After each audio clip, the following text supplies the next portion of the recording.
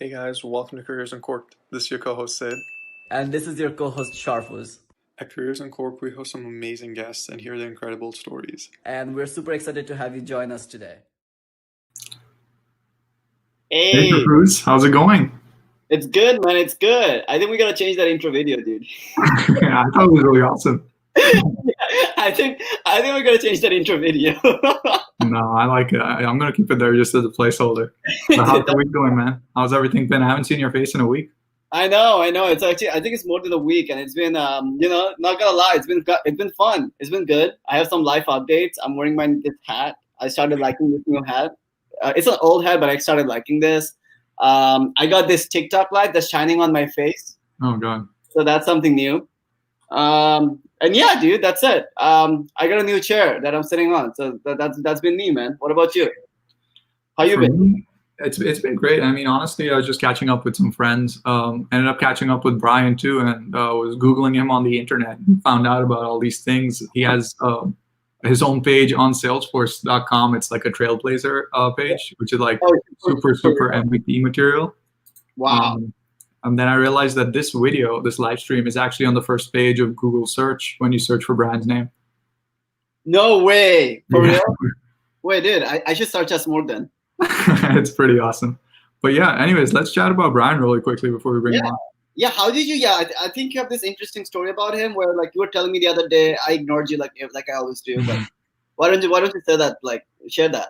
Yeah, so I sort of met Bryan just through LinkedIn. It was so funny. So Bryan and we were interning in the same cohort at Deloitte. It was in our junior years in college. And it was so awesome because we never knew each other until we met after, which was through LinkedIn. Mm-hmm. And another part of that story, which really got me off guard, is when Bryan was messaging me. He's like, hey, dude, like, things don't look so good at Deloitte. I might be hearing from HR really soon. And I was like, dude, no way. You got so many connections. You're literally on Salesforce's page and you're like the superstar of Deloitte. There's no way anything's going to happen to you. He messaged me a week later and he's like, dude, I have some news. I recently got laid off. And I was like, oh, shit. I'm like scattering around. I'm like, dude, let me get you in here. Let me like connect you with these people. Let me connect you there. And like I read a few lines down. He's like, oh, but don't worry. I got another job at Apple. I was like, what the heck? Wait, all on the same day. So this is sort of the major story that we're trying to uncover here. And Bryan has so many of these amazing stories. So I'm super excited to hear from him. Yeah, dude, now I'm excited. He got laid off from Deloitte, and then Apple just messages him, hey, dude, you want a job? Just say yes. It's done. Yeah. Basically, right? It's so cool. Let's hear from him, actually. Let's bring him on. Bring him up. Yeah, I'm going to ask. Bryan, whoa. Hey. Hey, everyone, how's it going? This looks like that moment where it's like Snoop Dogg's meme, where he's like got the glasses on. That's crazy, man. Did you really get like a text message from Apple and you got a job? They barely let me enter the Apple store nearby, dude. And you got I can't even enter the Apple store. It was a text saying, "Hey, let's chat in 5 minutes," and then they called me and was like, "Oh, we heard what happened, but here you go." That's so crazy. So it was considering the circumstances, it was probably the best thing that could have happened. So I'm stoked about it. I just think there's one thing that was really bad about it is that you didn't get enough time to like be sad about Deloitte. It was like 5 minutes later, you're like, wait, what's going on? You gotta mourn about it, right? You gotta like, pay respect. No, that happened. I have all the pent up anger that I still have with Deloitte Digital. But honestly, I'm only like just pretty happy that I got to learn everything that I got to learn while I was there. So even though I'll always be salty about getting laid off, it's still, the best experience you can have comparatively, like when you graduate school. So For sure. I can't complain. That's awesome, dude. That's really amazing. I was just sort of thinking about this meme material as I was thinking about that job thing. I was gonna say, how Apple's logo is a half-eaten apple. So you started eating that apple when you got laid off, and by the time you got the other job, you were that much into that apple. I don't think that makes sense. No, I didn't get that. That makes sense. We'll go with that. I'll show you guys with the Apple logo. Never mind. Said. All right. Anyways, Bryan, let's kick it off. So let's quickly introduce you to the audience. So just tell us a little about yourself, about what you do, and what you're doing right now. Yeah. So my name is Bryan Hiransomboon. I graduated undergrad from California State Northridge in 2018. So I've been working for 2-ish years now. I currently work at Apple as a business technology consultant. Basically, it's like corporate strategy at Apple as well as like product management at Apple. And then in particular, I'm currently with the Apple TV Plus side since I have an interest in entertainment, streaming services, and basically all I did at Deloitte was entertainment. So it's great. I'm I'm at the place where I want to be, and I'm happy to share, how I got here and whatnot. That's so exciting, Bryan. I think you're at the place where everyone wants to be, honestly. That's really amazing. Yeah. But yeah, so let's kick off with our first segment, which is sort of let's learn a little about you, Bryan. So like, what do you do outside of work? Because I know like you've got a lot of things going on. So is there anything you do like to keep your mind busy outside of work? Yeah. Actually, not to, talk about Deloitte all the time, but I think one of the consequences of working like in consulting, you're kind of used to working a lot. So the whole concept of 40-hour weeks or 80-hour weeks, it kind of is one of the same because you're always trying to do things all the time. Luckily though, like, at Apple, it's a pretty straight like 40-hour week. But as a result, like I kind of been conditioned to try to do a lot of productive things with my time. I mean, non-productive stuff. I play around with stocks a lot. That's like my recent hobby. I love the stock market. I really like virtual reality. So I play a lot of virtual reality like Counter-Strike. But the more productive type of things, I spend a lot of my time doing like informal, formal like mentorship with students, honing in on like students who are from non-target schools or lower socioeconomic, basically poor people. That's pretty much the target that I hit when it comes to like mentorship. And my goal is just to make them, if their dream is to break into consulting or banking or some other prestigious job, I want to help people get there. So that's kind of like what I do right now. That's so heartfelt. I mean, honestly, I think right now more than ever, I think people are looking for that help, and it's so great to hear that you're actually going out there in your free time and supporting these people. Yeah, it's amazing, Bryan. Especially, I love how you just focus a little bit more towards people who are from non-target schools. Yeah. It's an uphill battle for so many of the students, and they don't have that amazing alumni connections or like the McKinsey's coming to their campus recruitment events. So that's really amazing, man. Right. Yeah. Thank you. For sure. So, Bryan, just talk to us a little about your education, about college. What was that like? Were there some things that helped to make you who you are today? Any experiences that you remember? Yeah. I guess like I have this weird relationship with education. To sum it all up, like I was never really like the best student. And I would have like straight B's, basically, like a 3.0 GPA and even less. But I was lucky to, have gone to like a high school that was super competitive. I didn't know it at the time, but like you can imagine if you go to a competitive high school, you're going to have friends who will go for Los Angeles, who will go to like USC, UCLA, or Berkeley. And then later on, they're going to go become like an analyst at McKinsey, or they're going to be in the product management associate at Google or something. So because of that, like I wasn't unaware of what jobs were out there. Even though like for me, I never thought that I would have my career set on doing something like that, because I've always felt like inferior. I always like felt that my grades was the reason why I went to community college from high school.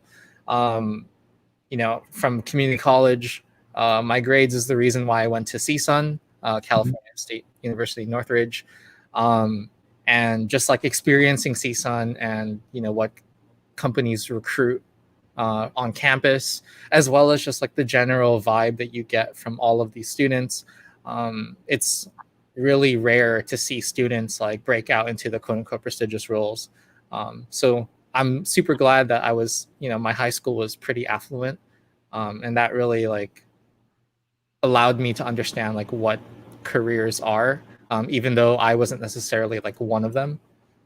Yeah, for sure. That's so great to hear again, because I think one of the things that we're trying to do with this platform is to provide that opportunity for accessibility to understand what people can do with their majors or with their passions or whatever they're looking for, have visibility into it, because that's definitely something that's missing, especially from universities that don't have such good funding in terms of like getting people to attend and getting companies to attend, talk about their programs and stuff like that. So I think that's really awesome to hear from you. Yeah.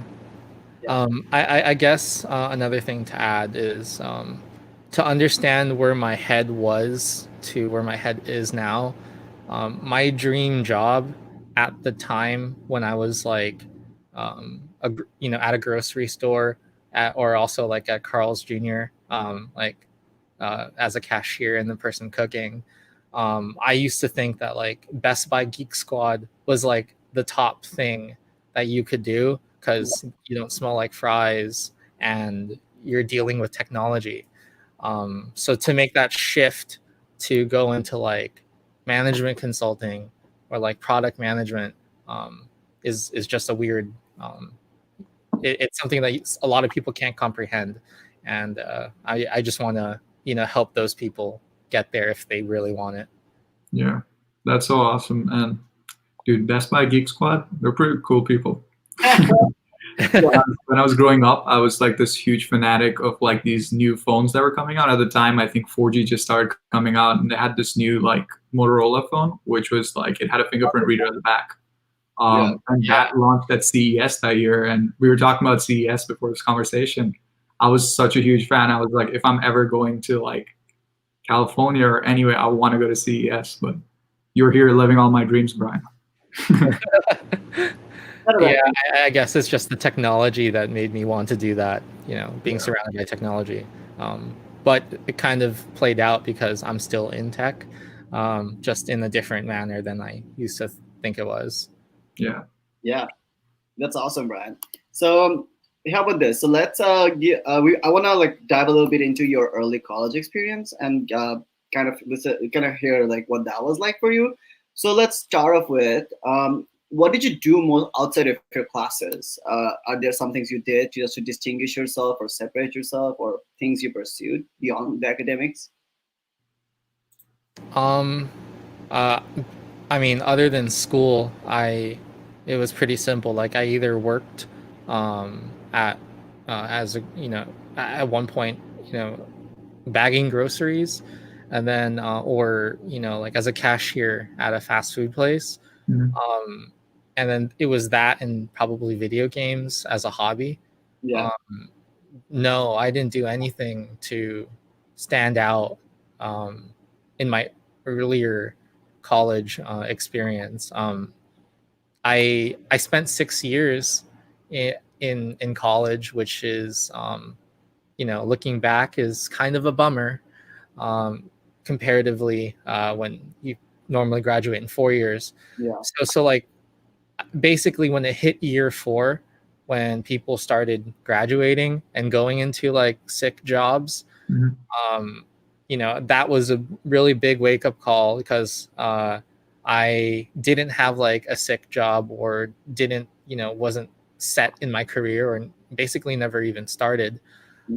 So that, the year 4 was the big wake up call. And in order to like compete and do, like standing out amongst other students, that's when I just I literally just Googled, like skills to make me stand out in jobs. At some point, I honed in that I wanted to do management consulting.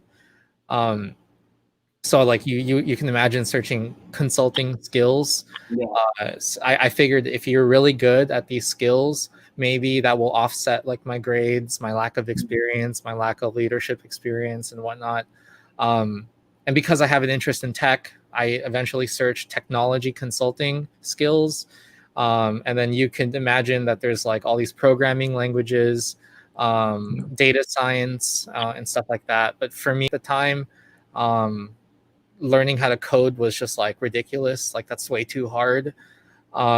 Even though I was in school for computer science, I switched majors to the easy computer science because I wasn't that great in school. I went to school for computer information technology. Basically, all the people who can't do comp sci drop and go do CIT. Yeah. I mean that's also indicative of like information systems at other schools. So I did that, and I didn't want to do any of the hard coding stuff. So I searched like at some point I saw like vendor technologies that were point and click type of things, and then of those I realized like all of them were boring. Like I saw SAP and Oracle, and the UI is just trash. Like it looks so boring to use. Like why would I do this for the rest of my life? Yeah. And then at some point I found Salesforce that for some odd reason has like points, badges, achievements, and cartoons, and it looks like a video game to learn it. So for that reason, I just basically learned that random technology, so much so to get certified. And with those certifications, I imagine I could stand out in my own right, with the lack of grades, the lack of school, the lack of experience in internships. At least, you won't see that many like people who have like 4 certifications in Salesforce as a student. So that was really like my trump card when it comes to standing out. Right, that's really awesome. And I just want to make a quick note there. Me and Sid, we also did the easy comp sci major in our school as well. Like I think it especially broke the record of like hacking the system and taking the easiest and easy classes. I don't know. I think you make your own classes at some point, Sid. I did like It's 3 or weird 4 now. studies. Yeah, Which Sid, I made my own syllabus. I made my own grading criteria.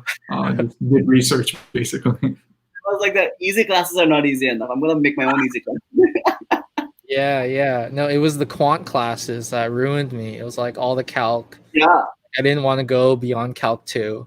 And then all of like data structures, like the advanced data structures, I don't know what that is. Yeah. But it's weird now because like I'm very quantitative now. Yeah. I basically do data science now, and it's honestly kind of embarrassing that I didn't do so hot in school when now I think it's easy. But it's basically like a state of mind. Like once you get it, you'll get it. Yeah. That's amazing. Yeah. All right. We're going to jump into our most exciting segment, which is called Questions from William. So William is our boss, and he has some questions for you. And these questions are rapid fire, so you got to answer them without thinking. Before we do jump into that, I actually have to do something. So my roommate left a comment on YouTube. He said, Salesforce, because he's on Salesforce. The reason I'm showing this is because he's getting me dinner tonight, and if I don't, then he probably will not. So it's like the whole Salesforce trial coming in here with Arman and all of you. I have no idea how it works, so I'm like clueless here. Yeah. All right. With that being said, we need to jump into our rapid fire segment. All right. Bryan, are you ready? Yeah, let's do it. For these questions you've never seen before, I'm going to kick us off with the first one. Tell us something not many people know about you. I can spin my laptop on my finger. No way. Kid you not, like I can spin my laptop on my finger. No way. No way. Literally. Like, spin it on my finger. I could do it for hours. Dude, perks of working at Apple, man. If you said they just replace it for you or something. I did this at Deloitte. I think that's one of the reasons why I got laid off, honestly. Dude, you did that too much in Deloitte.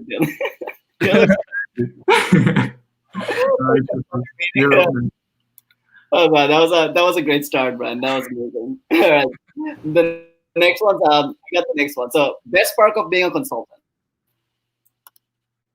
Free food, hands down. I made sure that like for me, consulting wasn't the highest paying job. So I knew the people in tech making like 120K out of college, but then like I was making like 80K. So I had to make them pay somehow by at least offsetting a lot of the expenses I would have normally have done, like food. Made sure that like I had a company that would pay for that sort of stuff if my comp wasn't as high. And being a consultant, you can order food. You can order like breakfast, lunch, and dinner generally.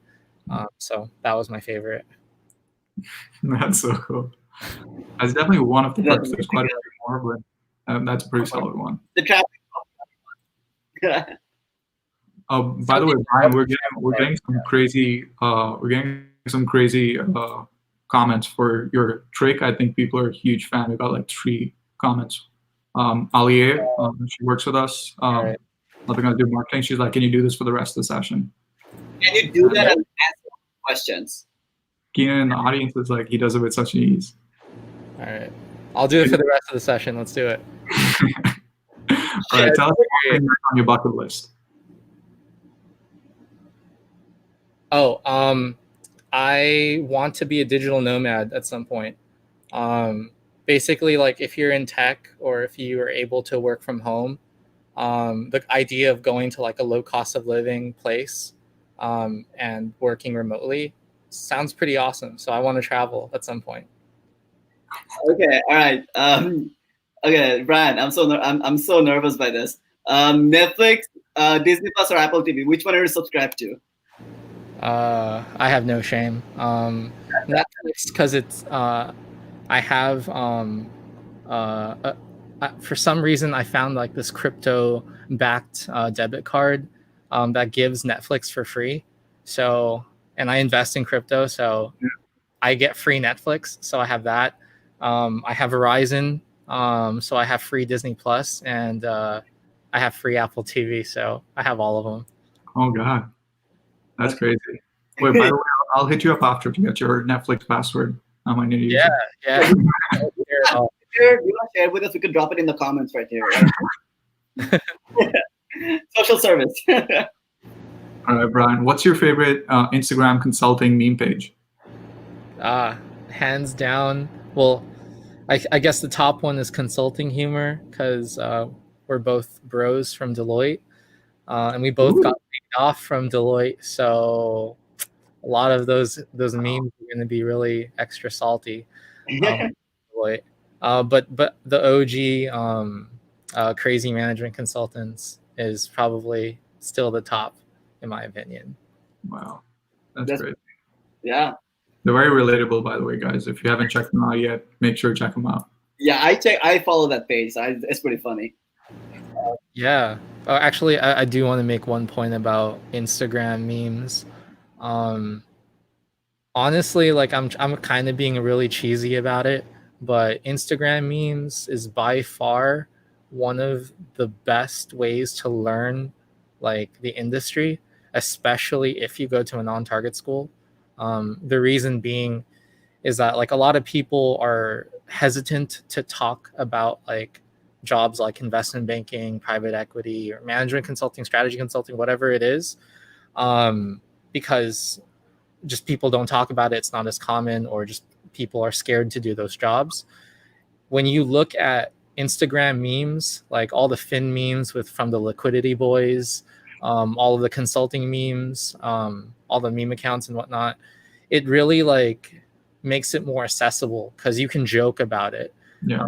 And honestly, it's going to a non-target school and pursuing a career that's not from your school. It's super lonely, but like IG, like memes in general, just make it less lonely, and it's just funny to be a part of it, and then it really helps you.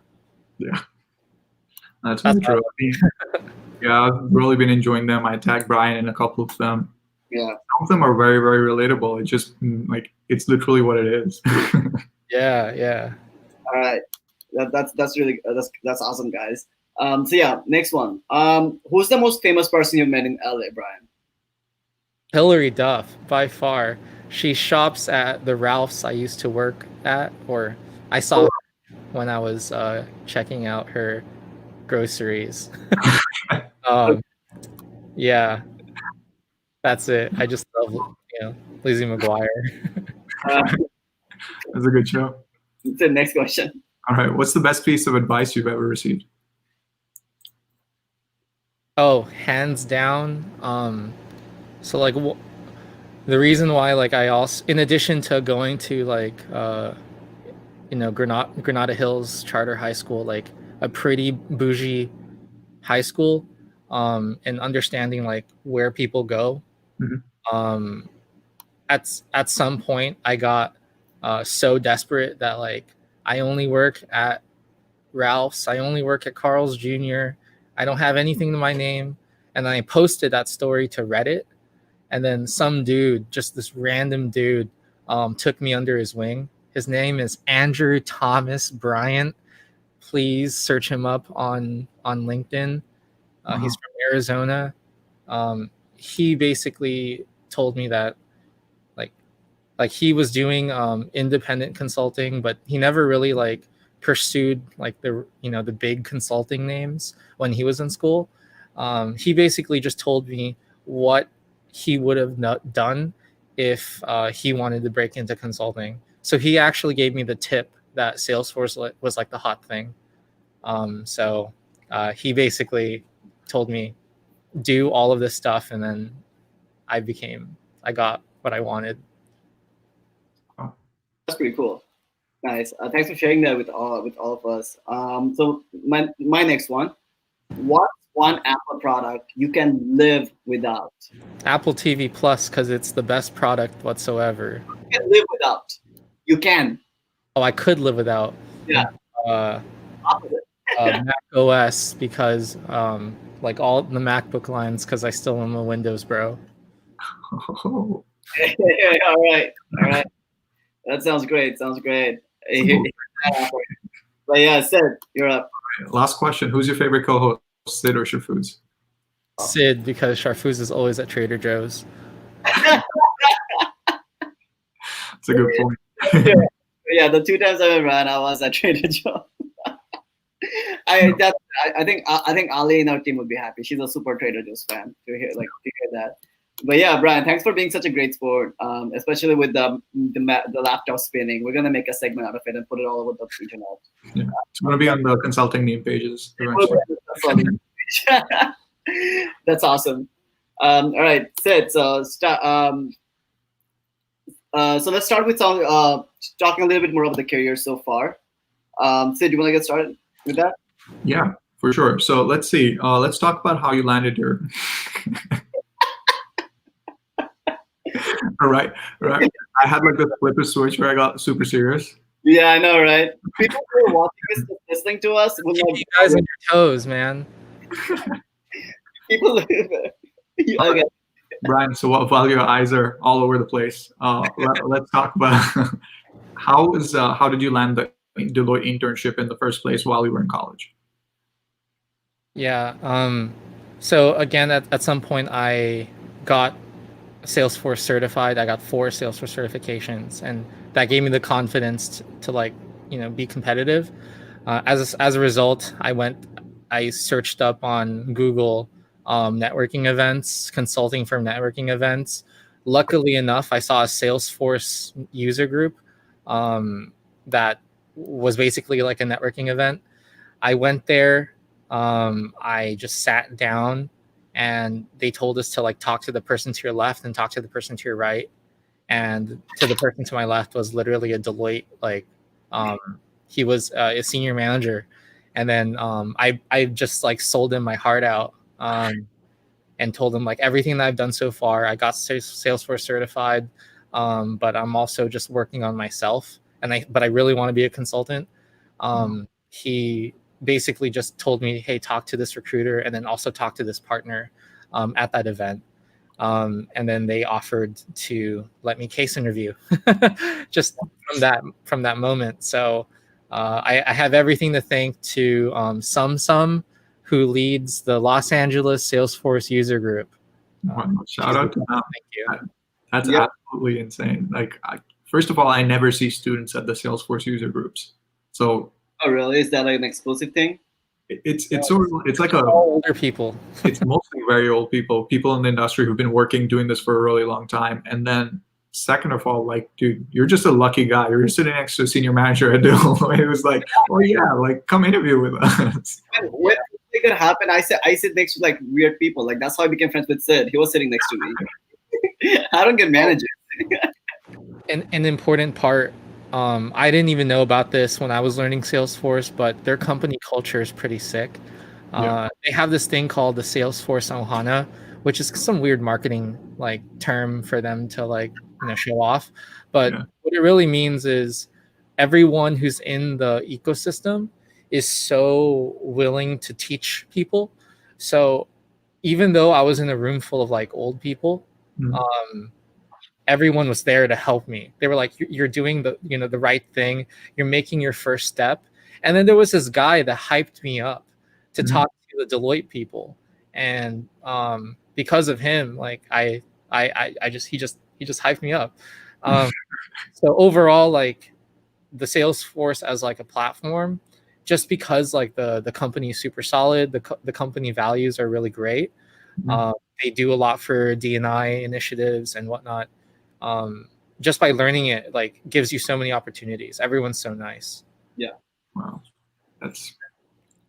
I am like out of words. Like that has to be the most incredible story of securing an internship. Mine was. I didn't even know it. That's absolutely crazy. It's funny, Bryan.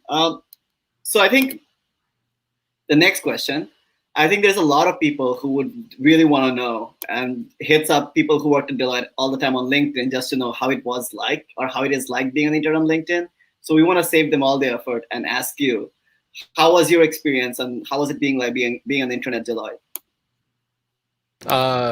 It's probably the easiest thing you could do.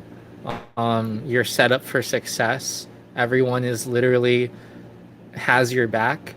One of my biggest problems was I'm super shy. I mean, that's why like I tried to go comp sci, but couldn't do comp sci because my math was pretty bad. But overall, like being client facing was like probably the hardest thing for me.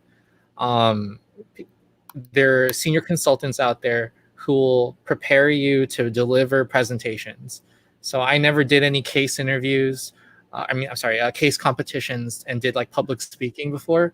So like that was honestly the biggest thing that I learned during my internship. But like as consulting as a whole, you're placed on a client. I was, placed on an entertainment client to do like television distribution strategy or something like weird, some huge name buzzword like that. But basically, everyone just is looking out for you. So there's like no way that you can fail. And the Deloitte internship is probably just, everything that you need to learn before you start working full time. It's not about fighting to get a return offer, really. People just want to see you succeed. That's basically the internship. Very true. That's really cool. That's good to hear. Yeah. All right, Bryan. Let's get into like working full time at Deloitte. What was that transition like? First of all, did you decide after the internship just accepting the return offer, or was something else going on in your mind? And then, what was the plan once you started working at Deloitte? Like, were you going towards a goal? I mean, for me, my goal was to ultimately I wanted to be a business person. Within touching technology, but not necessarily a person who just codes all day. Maybe that was kind of formed because I was pretty bad at coding when I was starting out, but now I'm pretty sick at it. So, but at some point I just wanted to be a business person. So that's why I wanted to do consulting as a whole. And then if I'm going to touch technology. Like I could do digital, like a digital project or just a tech project or something like that. So I knew that that's what I wanted to do. Now, my personal goals was to honestly talk better. I think being shy, even after the Deloitte internship, was still the biggest thing in my head. Because how could you be a business person if you can't lead a room? So that was the biggest skill that I wanted to do. Just do the whole consulting thing and do, case presentations every day, and talk to rich people, talk to powerful people and just credible people and make them think of you in a good light. So that really was basically it.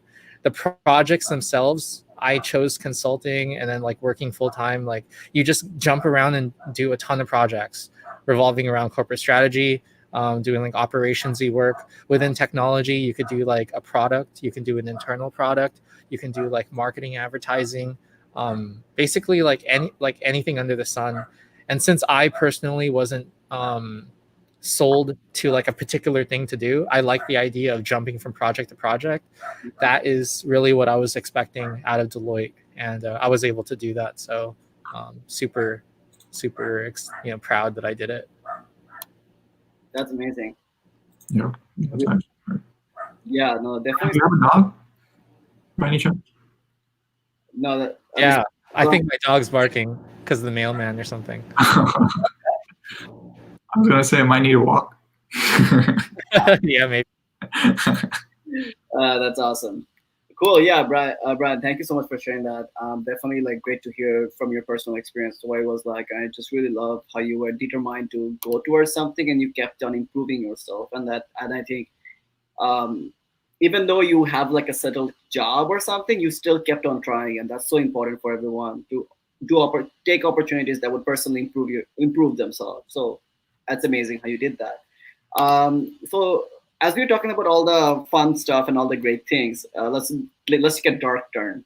Let's talk about the unemployment experience. I know we talked about that a little bit at the top, but want to hear a little bit about from you. Like, how was that like? What were you going through? What was the mindset you were going through at that time? So I didn't know I was gonna get laid off. I just knew that like Deloitte was going through layoffs, but like every company is going through layoffs because of COVID. I basically just got a calendar invite on a Sunday night for Monday morning, and I'm like, oh man, that's the dreaded calendar invite that you see on Fishbowl. So when I got that, obviously like I couldn't sleep. I just sent a ton of resumes everywhere, prepared the resume and sent it out to like people for referrals. Fun fact, I never cold apply to a job. I learned that from the Consulting bros. Hashtag Consulting if you guys are watching. Hashtag Consulting. Hashtag Consulting. Basically, like I just waited until the morning. Once it hit like 5 a.m., that's when I knew I could call people because they wouldn't get mad at me if I woke them up. I talked to the immediate partners on my project teams, and my best friends. So they had my back, and honestly, like just helped me get until the 11 o'clock layoff call. And that was basically it. Like I got laid off.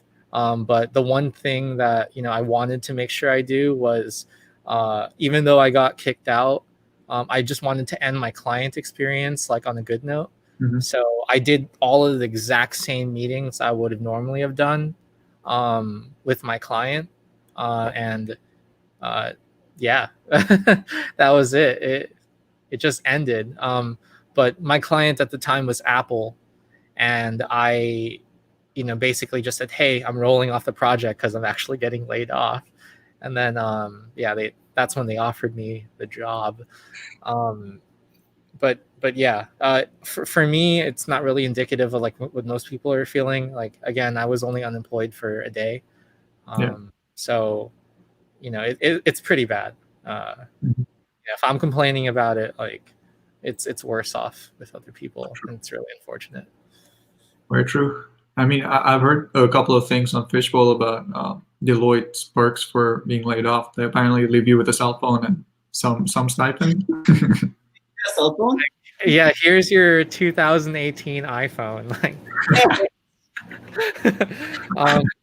but like the severance was a lot. So they did it in the best way, even though they should have not sent the calendar invite when I was going to go to sleep. They should have sent it in the morning when people were. So that's such a great thing to do. You send it the night before you can't even sleep at night.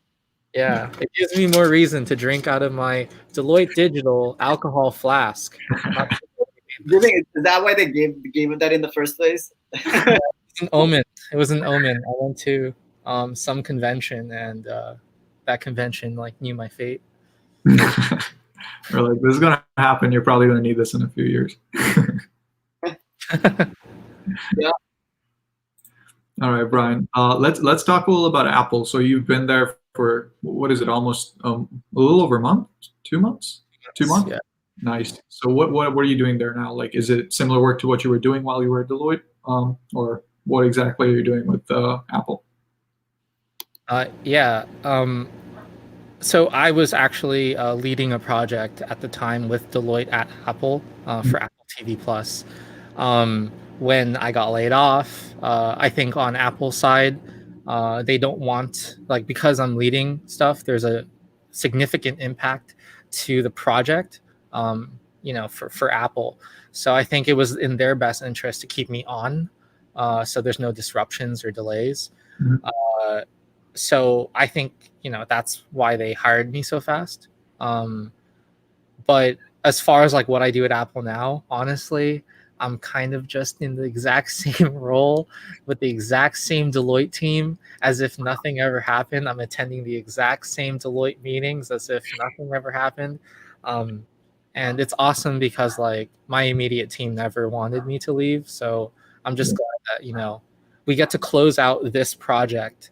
Because there is a sense of closure. When you're a consultant, you want to close out the project. Sure. You don't want to jump ship or whatnot. So for that, I do anticipate that I'm going to be on the exact same project for the next like 2 more months, and then I'll probably find another project internally at Apple and then do that. Wow. Living the dream, Bryan. Wait, I have a question. Was it not awkward? Because then you were just joining the same meetings with a different email. Like you're not, like, was it not awkward? Like, hey guys, then your Deloitte people are like, hey, what are you doing here? Oh, I work at Apple. In video chats, I still drink out of my Deloitte like coffee mug. Like nothing has changed. Wow. It's so funny, dude. That's one of the best stories ever, man. Love it. Like I could even drink out of this, and I couldn't get in trouble with Deloitte. So. All right, Bryan. So let's talk about something that you personally are very passionate about, which is students in non-target schools. So what were some of the challenges that you faced being a student in a non-target school? This hurts deep into my soul. Aside from, like the obvious non-target, meaning like companies don't recruit at the school.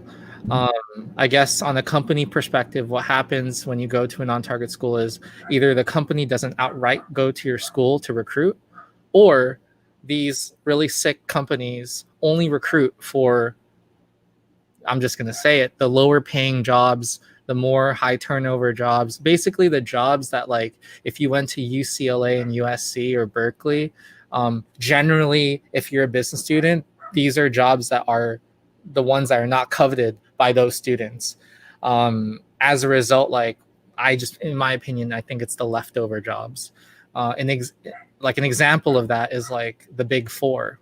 The Big Four, in my opinion, are just observations, or it's actually a fact. When they go to like my school, Cal State Northridge, they will recruit everything for tax, audit, and risk. These are starting salaries of $60,000, $65,000-ish, with like no signing bonuses and no expenses and travel and blah, blah. No free grad school, none of the perks that you would normally get in like consulting. And if you want to recruit for consulting, like, hey, my dream job is to work at Deloitte as a consultant, you can't do that. They will be like, hey, IT audit or risk advisory is right for you. So like I really that was the biggest thing. And like another example is like EY. Because of like some lawsuit, they changed their name from EY Advisory to EY Consulting. So now like when they go to campus, they're going to say, oh, we're EY Consulting, but then they're only going to offer like risk advisory, which is ridiculous when people want to do consulting. Yeah. But so basically there's that barrier. There's no on-campus recruiting, and you have to recruit through a referral. And when I did it through Deloitte, it was through a partner referral through networking, and the partner was able to bring me in. But so that's one part of it. From a non-target school, I think another big thing is the student culture.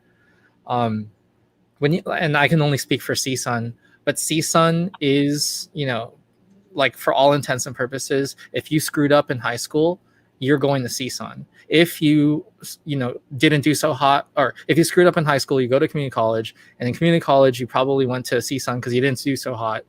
As a result, like there is that demographic of students that generally go to CSUN. So it kind of like it's really sad to say, but like people don't really care about, like changing the world or bigger jobs or like prestige. We're generally first generation low income students. So it's not like our parents are telling us to be a banker or whatever. They're telling us they just want us to get like a stable job. So as a result, like student culture wise, everyone is trying to get a stable job, like a job, not necessarily the job that is their passion, the one that pays them the most. If anything, like the 60K number that happens at CSUN is the dream job, is the romanticized role. So like if they make it into like Deloitte audit for 60K, that is the best you can do. So there is that difference there. And, if you're not aware of what else is out there, and the reason why I know is because I just went to like a pretty bougie high school, you will never know that it's out there. And as a result, like you graduate, you think you're happy, and then you realize like it's not really what it's cut out to be, or like not as lucrative, or you're not going to go get your free MBA. You're going to have a little harder time getting an MBA, et cetera, et cetera. So basically like the level of success is so different at a non-target school. And it's just due to student culture, but it's not anyone's fault. It's just that these are just ideas that are not common. So you don't really have people trying to be bougie at our school. Like everyone wants to flex, but they don't really flex about, I want to be a person that changes the economy of Lebanon. So I'm going to join McKinsey. They're just going to talk about like, I'm going to get, a stable job at a big Fortune 500 company, and that's it. They don't really get into any specifics. And that's just how I feel the worst part about a non-target school. It's very true. That's also really, really deep, because it's not transparent enough where people really understand what is the difference between working back office at Deloitte and working front office at Deloitte. So, and actually, the last point about it is, and there is people who know about it, but because not many people can break out into these roles, a lot of people are going to feel not as like confident in pursuing it, because like, how could I get it if it's not meant for me? So that also plays a role into like why people don't even pursue it in the first place, or they try it, they fail, and then they're like disheartened, and then their friends are disheartened and no one's doing it. That's, I think, the hardest part. Very true. Very, very true. Some truth bombs right there, guys. If you guys are listening, this is a very deep conversation, but it makes so much sense, especially once you graduate and you're in the industry. You realize that these things actually make so much sense. You had it wrong the whole time. Yeah. Very true. All right, Sharfuz, what do you have? Oh, yeah. So, Bryan, next thing I'm curious about is that all these struggles, right? All these challenges you had to go through. So how and why did you build up this mindset that you have to keep defying the odds? Like what went through your mind, and what can other people also take away from there as well? So I think what is cool about non-target schools is like you have students who are generally like humble, hardworking. So they're probably working a side job. They're probably working Carl's Jr. or Ralph's. So because of that, like everyone has the effort or like the willing to do something. For me, it's like since my parents are poor and in debt, my goal is to like get rid of their debt, pay for our house. And as a result, like since I know what jobs are out there, I know that 60K is not going to be right for me. I did the Excel model at some point and realized like I needed to make 80K at the least. And also like live the Instagrammy lifestyle of free food, free travel, and blah blah.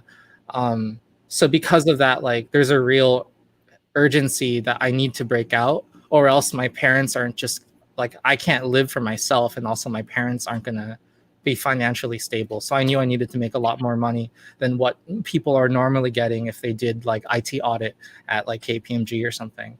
So that was honestly the reason why I had that mindset. It's because I honestly had no choice. Wow, that makes sense. No, that's like the determination that people should have. Yeah. That was very inspiring, man. It's awesome how you just had that in your mind and you went for it. That's amazing. Financial stability is the most important thing in my opinion. Financial stability. All right, takeaways from here, guys. Financial stability. That's true. That's what matters at the end of the day. To be honest, I agree. I had a little Excel sheet of my own back in the day. All right. Yes. So what can non-target students do to get their dream career? Like what steps would you recommend? Yeah. So I did mention the Consulting Bros. I gave them a shout out earlier. I do think everyone should check them out because I think they're doing it really well. Careers Uncorked is also doing it really well. So by watching content like this will give you more confidence and to do it. But the real like thing you need to do is honestly, you are at a non-target school. And this is my opinion. You're at a non-target school for a reason, right? Like for CSUN, we were here because we honestly just couldn't get anywhere better. And as a result, like we don't have the resources that other schools have. And people did try very hard to get into those schools. So to that degree, like there is no choice but to be better than your target school counterparts. I wish I could say that like if you put your mind to it, you can do anything. I do believe that in an effort sense, but like you just have to be better than the kids who went to UCLA and USC or UC Berkeley. But the lesson that I learned about being better is not really like head to head, be better in every way, like grades, skills, like leadership experience and whatnot. It's really about like personal branding and storytelling and being perceived that you're better. So in my case, right, like everyone loves a good underdog story. But like the risk to an underdog story is that person really capable? So I made sure to tell my underdog story, but also back it up with like skills. And as a result, like that story was pretty compelling for, like a Deloitte partner to like, for a Deloitte recruiter to like. And I think that was one of the reasons why I got into Deloitte in the first place, through that networking event. But yeah, like unfortunately, you just have to be better, right? Like and the sad reality is there are people at USC and UCLA that are getting Goldman Sachs investment banking in their freshman year. Deloitte Consulting, McKinsey, BCG, Bain in their freshman year. They're starting their own companies, making literally more money than we can think of as a student. It's ridiculous what the gap is between a non-target school and a target school. And it's honestly just trying to be better. That's really it. It's a lot of times, like when you're from a non-target school, you can't imagine that you could do this. But the reality is you kind of have to. But there is ways to shield it through personal branding and storytelling. And it's kind of like the unfortunate truth, in my opinion. That's so. Ryan, you converted the session from really fun with like Snapchat goggles on to like very like serious with so much like, so much knowledge. Should have delivered the news this way. Words really hit the spot inside me because I feel like that's so. Because even Rochester, right? Say Rochester we were still a little bit of target school. EY still came to our campus, right? We had sophomores, juniors. We're still non-target compared to Cornell, but like we're still target. Yeah. Every university is a target for some. I hate the Cornell kids. Oh god, that's funny. But yeah, yeah. Go So ahead. I'm going to bring up a question from the audience. It's been pending for a little while. So Keenan's asking, what are you doing year after year to advance your knowledge and success? It's actually not even knowledge. It's just networking. I think one of the reasons why I was able, in addition to the project and being immediately staffed on Apple at the time, I think people really liked me and didn't want to see me leave. So because of that, they wanted me to stay. But as a result, like I think your network is just going to get you your next job, no matter like if you get laid off or fired. If you're put in the best light and other people want to work with you, that's probably the most important part. Now, I will say, like in tech, it's a lot more skills dependent. If it comes to finance, you better be a god at financial modeling and stuff like that. But at some point, those are going to be non-issues. Like the real bottleneck is networking. And you'll know that if you're not really like learning, like meeting new people and just like getting exposed to leadership at other companies, you'll realize you'll have a harder time switching jobs and whatnot. Very true. That's some great advice right there. Yeah, that's really awesome. All right, Shafuz, I know we're supposed to wrap up in the top of the hour, but last question for Bryan. Yeah, so Bryan, so this is a question we'd love to hear your answer to this, is that what recommendations do you have, especially like advice for students or professionals who especially lost their COVID-19 job or internship or has been affected through this, like in general advice or recommendations? Anecdotally, like what I experienced was after working, how do you get a job after that? I think consulting as a role is pretty baller. Any company is going to want an ex-consultant. So I guess that speaks to why a lot of people choose management consulting as like their first job. So honestly, in my opinion, if you did management consulting, you have a pretty easy time recruiting for a role.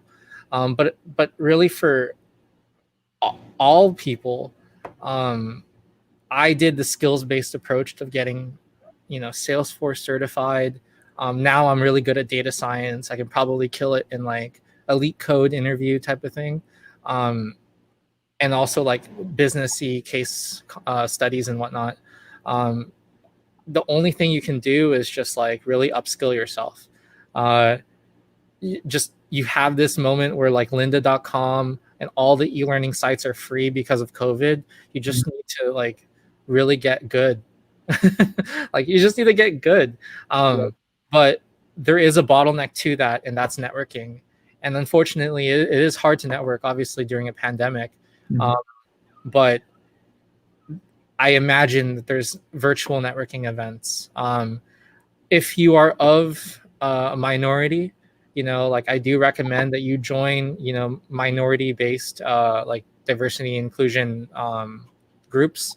Stuff that comes to mind is Alpha, also Ascend, Management Leadership of Tomorrow, like a Black Society of Engineers, stuff like that. Those are only other ways that you can network.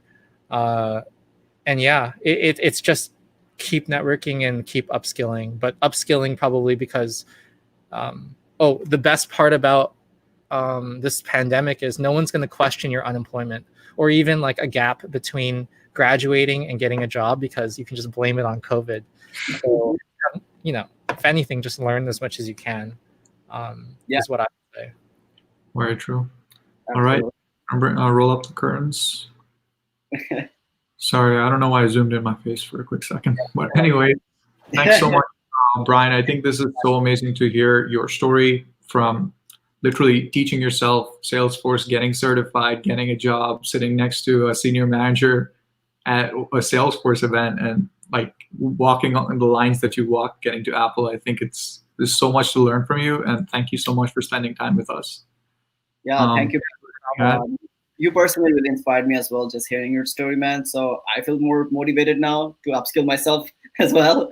So thanks a lot, Bryan. Any closing remarks from you? Yeah, feel free to reach out on LinkedIn if you're feeling a bit lonely because you go to a non-target school. Is pretty bad.